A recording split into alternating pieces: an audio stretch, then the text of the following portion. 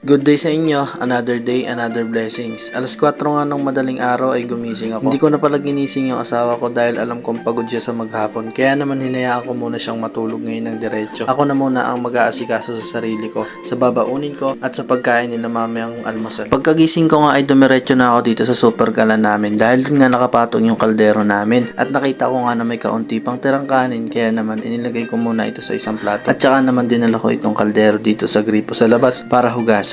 Sobrang dilim nga pala ng mga oras na yan dahil tanging aninag lamang ng cellphone ang aking gamit. Wala nga pala kasing ilaw, hindi abot dyan sa may bandang gripo. Ang abot lang ay doon sa may bandang harap ng bahay namin. Kaya naman hindi ko na binuksan. Ilaw na lamang ng aking cellphone ang aking ginamit. At nang matapos ko naman itong hugasan ay pumanhik na nga rin ako sa loob ng bahay para naman makapagtakal ako ng bigas na aking sasaingin. At medyo dadamihan ko na nga rin pala yung aking sinaing. Mga dalawang takal para hanggang tanghalian nila dahil dalawa na nga lang silang maiiwan dito sa bahay. At babawasan ko pa nga ito dahil magbabaon ako ng kanin sa akin. Yung babaunin ko nga palang kanin guys ay diretso na yun hanggang maghapon dahil nga nasira nga yung lutuan namin nung nakaraan doon sa aking trabaho. Kaya naman wala na kaming lutuan ngayon kaya nagtsatsaga muna ako na magbaon. At kapag nagkapera, nagka-budget ay bibili na lang kami ulit ng bago naming lutuan. Mag-aambagan na lang siguro kami ng aking mga kasamahan. Dahil nga yung dikuryenteng lutuan namin doon sa aming guardhouse ay nasira na dahil nga may katagalan na rin ito.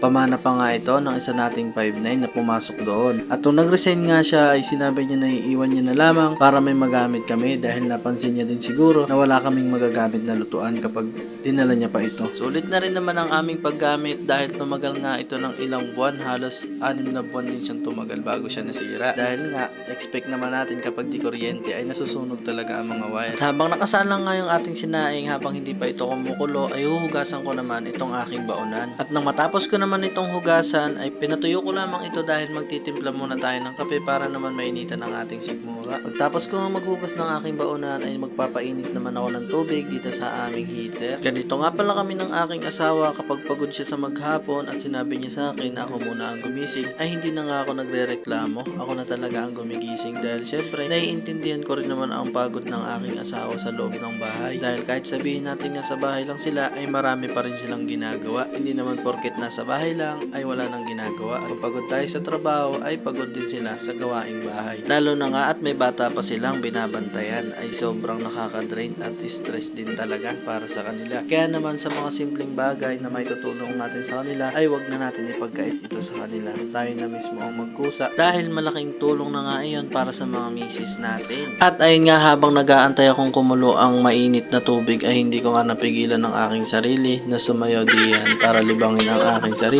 habang nag-aantay dahil sobrang tahimik pa nga ng gabi at mag-isa lang ako dyan sa labas.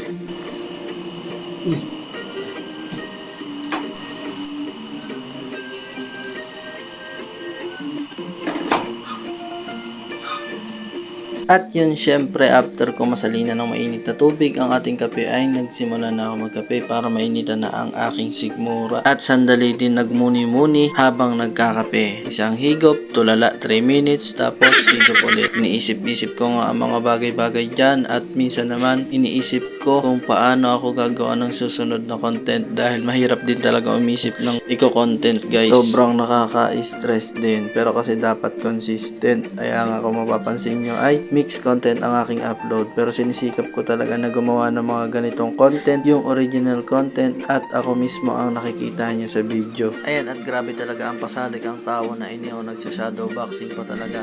And after a minutes ay ininin na ang ating sinaing. Ininin. At syempre after nga maluto ng ating sinaing ay nagsandok na ako ng kanin dito sa ating baonan para naman mapasingaw natin yung init habang tayo ay naliligo. And then fast forward tayo dito sa mga part na to ay nakaligo na ako. Syempre hindi ko na ipapakita sa inyo kung paano ako naligo. Privacy ko na yan. So yan dyan magbibihis na ako dahil mag-uniform na tayo. At syempre papakitaan ko muna kayo dito ng kaunting montage. Magpe-flex muna ako sa inyo kahit walang shape ang aking katawan. At puro taba na lang ang nakikita. Ayan, ang laki ng bilbil pati tiyan. Ipa-fast forward ko na nga lang pala guys yung aking pagsusuot ng uniform kasi nga sobrang haba nito, aabutin tayo ng siyam-siyam kung babagalan ko at iisa-isahin ko sa inyo. Ayan, panoorin nyo na lang.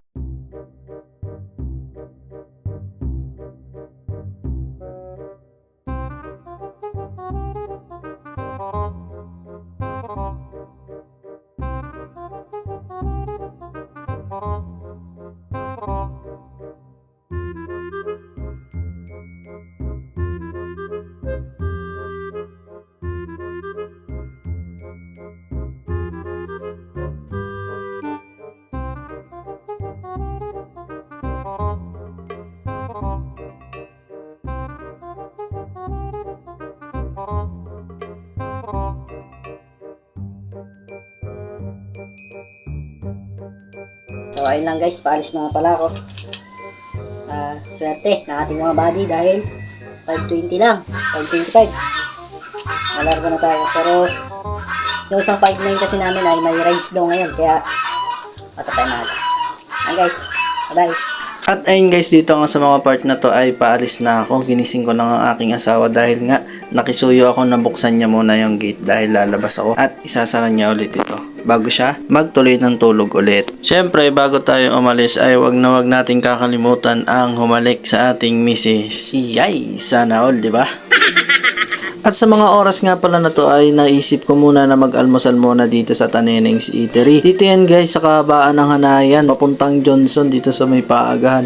Masarap nga pala yung lomi nila dito at napakalawak pa ng area nila. Tapos marami pa kayong pagpipili ang pagkain dahil marami din silang silog at kung ano-ano pa. Kaya sa mga dadaan dito guys, pag dadaan kayo dito, kumain muna kayo. Mas magandang maggala na may laman ng tiyan. So ayun o, napakaganda ng ambience dito sa kanilang pwesto. And yun syempre after nila may bigay sa akin yung aking order ay kumain na rin ako. At pagkatapos naman ay diretso alis na rin ako dahil nga alas 6 na rin ako dyan natapos.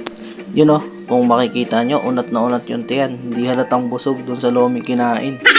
Siyempre, after natin kumain, di na tayo nagpahinga. Yan, lumakad na rin tayo palabas dyan sa ating motor. Yan nga pala yung aking body, sky ko nga lang pala yan guys. Dahil yan pala ang kain ng ating budget. Yan ang Taneneng's Eatery. Kung nakita nyo yung pinakita ko. Doon kayo kumain guys, napakasarap, solid dun. At yun na nga guys, dito sa part na to ay pababa na ako dito sa aking pinagtatrabahuhan. Ayan, nag-video na lang ako dito dahil kaya ko naman na ng isang kamay dito pababa. Ayan, kung makikita nyo dun sa may unahan, ayan ang aming guardhouse. Nasa tabing kalsada lang talaga siya. Dito sa gate 2, Bugarin, Sitio Manzanas. Ayan yung nasa kaliwa. Ayan na mismo ang aming guardhouse guys. Andyan lang kami palagi. Dahil nga wala pa naman ditong development, waiting lang kami sa mga boss, lot owner at tripping. And syempre nagro-roving din kami paminsan-minsan. Kine-check namin yung mga dulong area dahil baka napasok na kami. So pero ngayon ay wala namang ganong issue.